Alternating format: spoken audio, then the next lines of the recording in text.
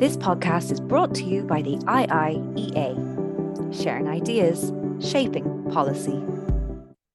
Hello, my name is Dylan Casey Marshall, and I'm delighted to be joined on the podcast today by Pat Cox, former President of the European Parliament, to discuss the forthcoming European Parliament elections, which will take place in Ireland on the 7th of June.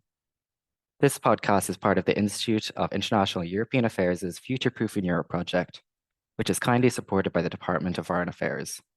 I would like to welcome you to the podcast, Pat, and thank you for being so generous with your time. Diving straight into the questions.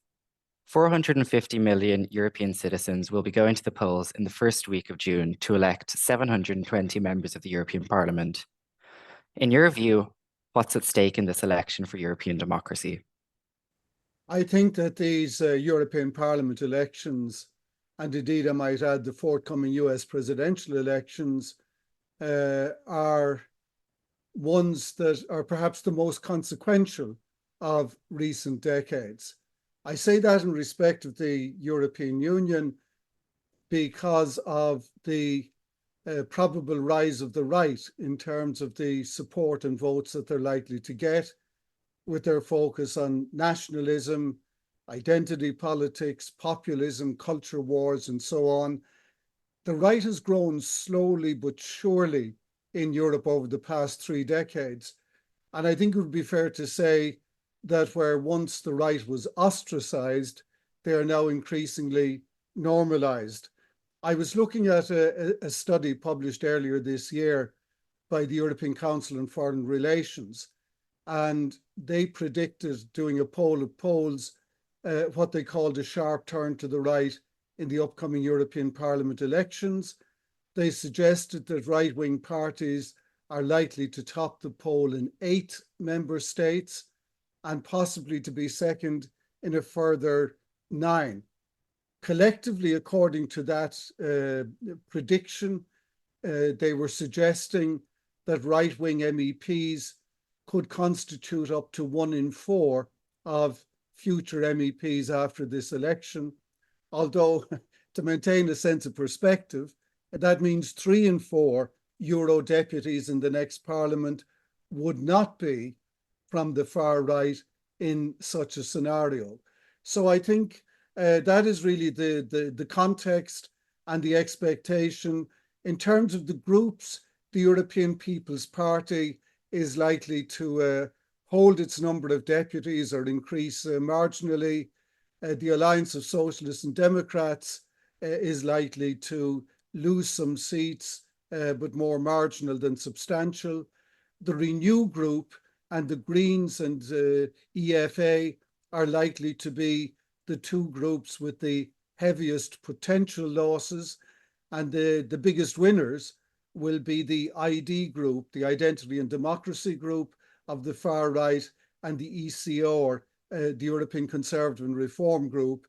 Both of those are likely to see gains, and the new dynamics in the next Parliament will be a more complex chemistry of consent and dissent, requiring careful coalition building on a variable mix of issues over the coming mandate of 5 years.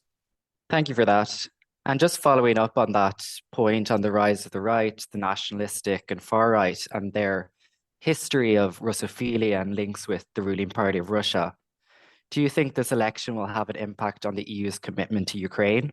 Overall, if you ask me, as you're doing, I would suggest no or very little. And let me try to explain that. For countries like Poland and the 3 Baltic states, ultimately a stable, secure, peaceful Ukraine is a geopolitical and a security priority. In terms of the states that joined 20 years ago, Hungary has been the spoiler, if you want, as regards cooperation with Ukraine from day one. When the government changed in Slovakia to be led by Robert Fico, whom I hope is able to make a full recovery after the shocking assassination attempt of last week, he changed Slovakia's stance on the delivery of arms to Ukraine and the delivery of MiG fighters to Ukraine, But other than that, he has not so far exhibited himself or Slovakia to be blockers, for example, on granting candidate status to Ukraine. Also, an important straw in the wind, one might call it, the new Dutch government, which is an amalgam of four parties, whose largest party is Geert Wilders' populist far-right party. They have agreed a coalition deal which insists on continuing support for Ukraine, even as Wilders and his party actually argued against it and won votes on that basis. So that confirms, if you want, still a strong signal regarding support for Ukraine. And if we look to the elections held in Italy some time back, where Giorgia Meloni's Fratelli d'Italia party made very big gains, contrary to what some expectations had been. She stuck solidly with the European position on Ukraine, something which I think has helped to forge a potentially close relationship working-wise between her and the outgoing and possible incoming president of the European Commission, Ursula von der Leyen. So although, different things may be more contested, I think for geopolitical and security reasons, the European Union, even with more right-wing deputies, is more likely than not to hold its current course regarding Ukraine. Now turning to the elections and policy and politics. What have you observed as the main policy areas that this election is being fought over? Well, let me make several points. As someone who contested several European elections, albeit some considerable time ago, one of the things that European elections have always done is that they have struggled to deal with European issues. People get elected from the bottom up, and from the bottom up, when you look at what is motivating voters state by state, constituency by constituency, those issues are not always necessarily what I'd call the top-down European priorities. However, I think there are two issues which are turning up in most states at this stage connected to the European Parliament elections. They are respectively immigration and the Green Deal.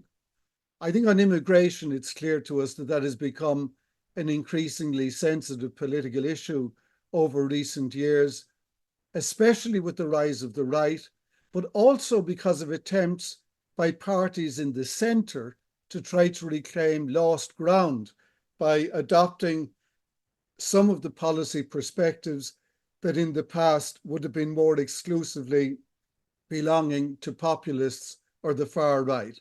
As you know, the EU agreed recently, after many years of attempting it, a new asylum and immigration pact.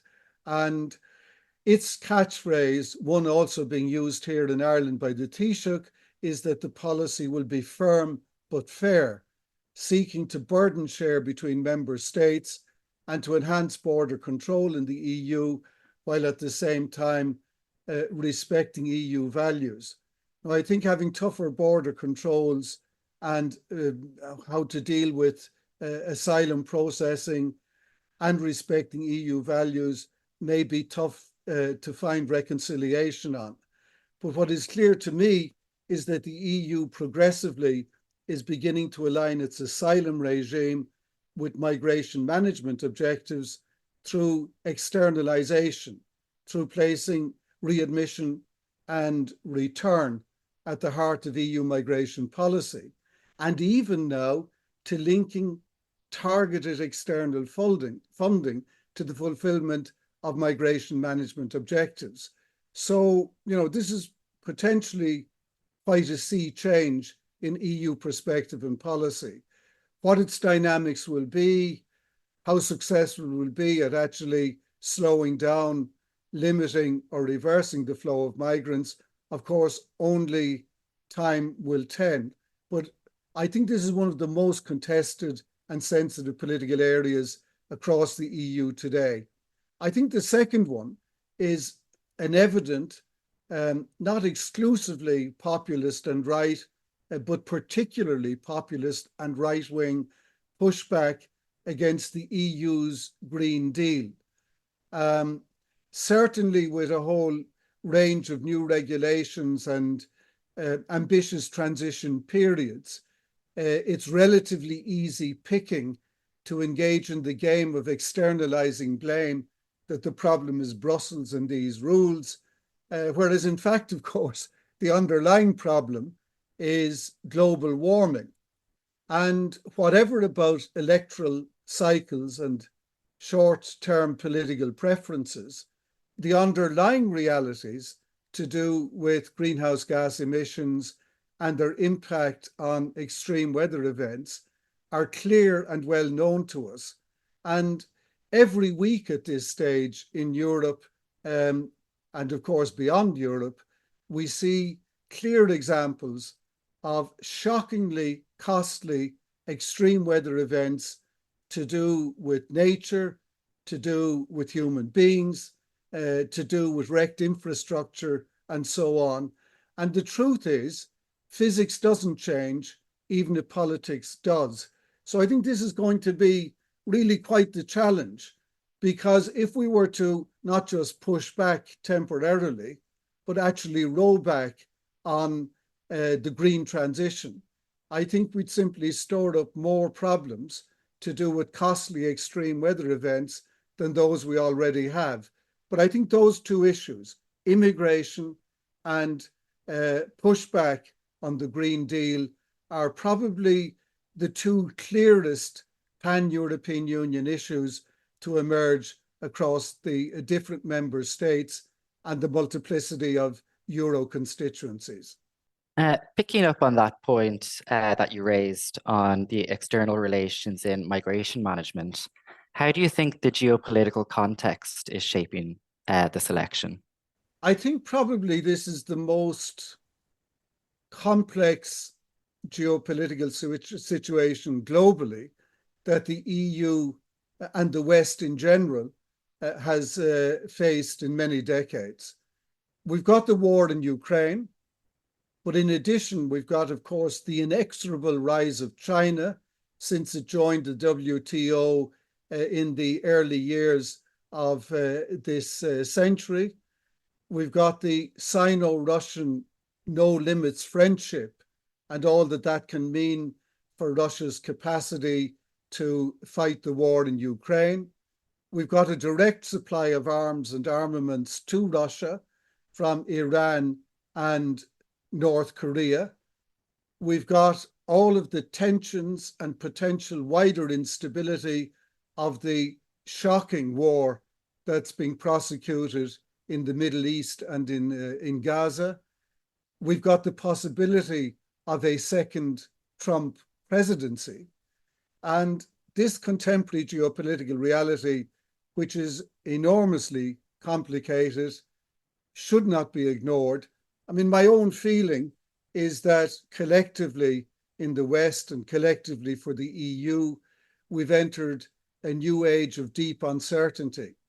And, you know, this is occurring at a time of spreading nuclear proliferation with diminished and contested strategic weapon safeguards. We know that the world we live in shares very deep interdependence, but we know it also shares deep vulnerability. Climate doesn't respect borders, pandemics don't respect borders, and unhappily, Russia's war of aggression suggests that there is a return to neo-imperial politics and power political rivalry that may not respect borders. As regards other issues in this mix, if we look at international trade, I think there was a kind of a bet in the early noughties that China joining the WTO would democratize China, and that hasn't paid off. In fact, the ground has shifted from an economic embrace of China to great power geopolitical tension and rivalry, especially between the United States and China, which of course makes it very difficult for EU positioning in this space. We rely through NATO on strategic defense that is transatlantic. We rely on the norms and values of a post-war institutional order where the USA has been an anchor tenant, and that could change, of course, with a new US administration. So I think for EU to put this into other areas outside security and defense, I think that we are living in a multipolar world, but it's with contested multilateralism. We now have a multi-order world with different weighty players like China, the global south, and so on, pressing for different agendas and for different institutions. So I think all of this will weigh on EU policy evolution in the coming 5 years. And I suppose an important point to make as a European, as an Irish European, is the global south matters a lot, and we need to do better in developing our complex relations with them. The global south is non-West, but all the global south is not anti-West. And I think we need to take that into account as we develop this kind of complex tapestry of bilateral and multilateral EU relations in trade, security, and other domains in the coming years. Thank you for that. And now looking ahead a little bit, what can we, in your opinion, expect to see after the elections? We will see EU leaders and the new European Parliament deciding on the EU's leadership roles.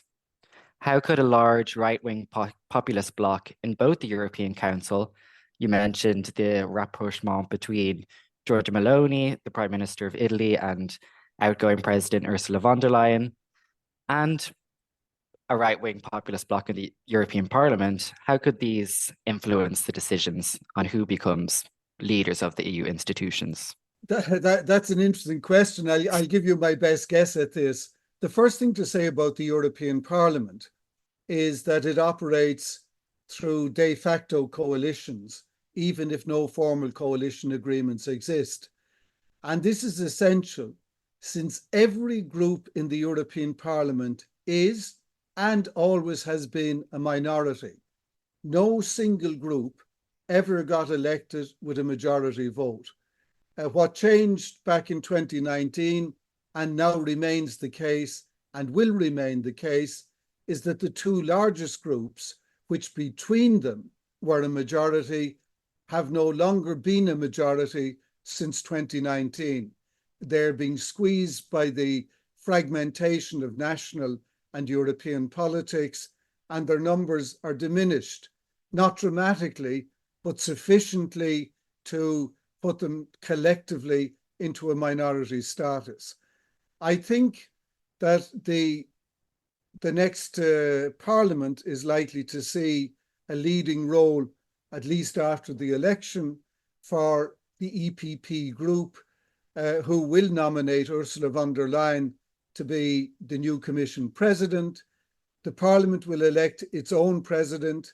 Typically, but not necessarily, those presidents have rotated slightly Tweedledum, Tweedledee between the two largest groups on the basis of what you might call constitutive coalitions over time. There have been a few exceptions, but they are pretty exceptional. My own privilege to lead the Parliament is one of those few exceptions. I think Ursula von der Leyen will need to come with a programme that tries to optimise her support from the traditionally pro-European groups, her own, the Alliance of Socialists and Democrats, the Renew Group, and the Greens, even if diminished. I think together all of those will be smaller than before, but will come in somewhere perhaps around 60% of MEPs. That doesn't get you over the line on every issue, on every vote, but I do think that those who share a broad European conviction will want to optimize their influence and to seek to minimize the influence of a new and more invigorated right. I think there's a second issue, not to be confused, the Geert Wilders government in Netherlands is an example, that winning votes and winning power in politics, particularly if there are multi-party coalitions, are not the same thing. In terms of coherence, I think the political forces to the right of the European People's Party are a bit of a mixed bag. And so the question is, what will be their capacity to coherently coalesce on issues with each other in order to maximize their own influence? I don't make any dramatic prediction, politics being what it is. People can be very pragmatic. But let me give you two examples to illustrate my point. Poland's Law and Justice Party is, and was at the outset, a key member of the ECR group. That's the group also now expecting a big group of Fratelli d'Italia MEPs under the leadership of Giorgia Meloni, the current Prime Minister of Italy. Law and Justice is strongly Atlanticist, it's pro-NATO, it's Russophobic, it's pro-Ukraine. Mr. Orban and his Fidesz party left the EPP, were sitting in no group in the last mandate, but are talking about possibly joining the ECR group. That would be the group with Law and Justice Party, among others. Fidesz is pro-Trump, hostile to supporting Ukraine, were the last NATO state to support Sweden's NATO membership, and generally have been acting as spoilers inside the Western alliance and of builders of coalitions with Beijing, and to a lesser but still visible degree with Moscow.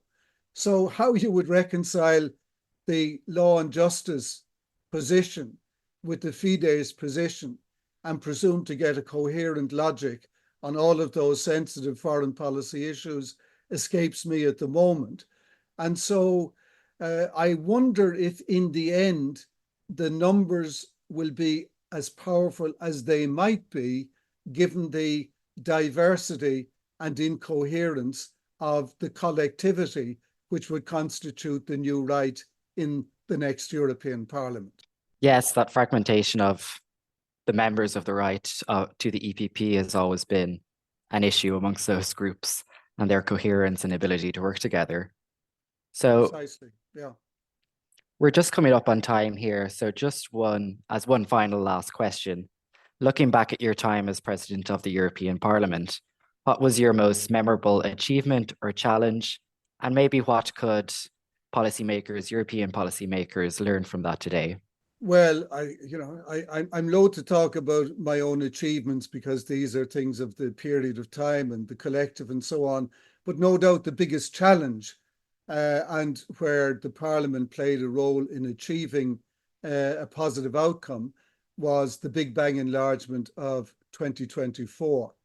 And in respect of my own work on that, but I don't put this down in some egotistic way as my own personal achievement, in addition to having to travel from Ireland to Brussels and Strasbourg to go to work, I made 203 additional visits beyond Brussels and Strasbourg, involving 430 additional commercial flights, mostly each week going east at the start and/or at the end of the week. I visited 33 states during that presidency. That included all the accession states of 2004 and all of the candidate states of today, with the exception of Georgia and Ukraine 20 years ago during my mandate. I had the privilege to address 24 plenary sessions in national parliaments, including in all of the accession state parliaments. We devised in the Parliament, myself and the Secretary General, Julian Priestley, a strategic political and administrative plan that invited observer MEPs to join us in the European Parliament, first before a critically important summit in Copenhagen in 2022, which decided the budget on enlargement, and subsequently after they signed accession treaties in April of 2003 in Athens, where we brought them to what I'd call pre-socialize them, to pre-introduce them, to embrace them as colleagues before the enlargement. For them, it opened up to us, and for us, it forced us to develop our software capacity across all the new languages and to develop our interpretation capacity ahead of the other institutions. The two big standout days for me to do with the moment of definition was the 1st of May in the Phoenix Park, where Seamus Heaney was invited to celebrate the moment. He composed a poem called Beacons at Bealtaine, and in it, and it's an excellent poem that captured the moment. He talked in an optimistic way about moving lips, moving minds, and making new meanings flare. Then a few days later, on a Monday in Strasbourg, we had an event with the 10 speakers of the new parliaments. We raised their national flags.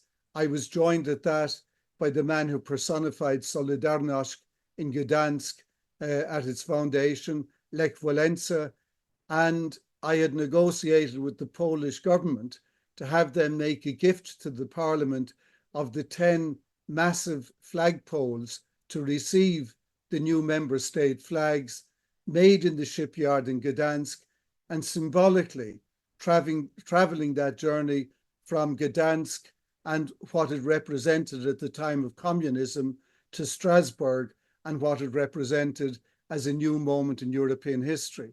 And for me, that enlargement, as I've looked back on it now at many speaking engagements in recent weeks, has brought spectacular growth and success to the countries that joined. Their GDP was less than half of the EU average back then. It's now more than 3/4 of that average. Their health has improved, their education standards have improved, quality of life and living standards clearly improved. Their agricultural output has doubled in the region. And I think overall it has been win-win. Of course, there have been issues of backsliding on values, which I regret, but I remain from that an enlargement optimist, but not a naive one. So if you ask me for a lesson for the future, I'd say when history knocks on the door and enlargement beckons, we should be optimistic about it. The first enlargement and our 51 years in EEC and EU has transformed our country. The enlargements involving Greece, Portugal, and Spain underwrote and sustained their post-fascist democracies. The Big Bang enlargement has been a really big success.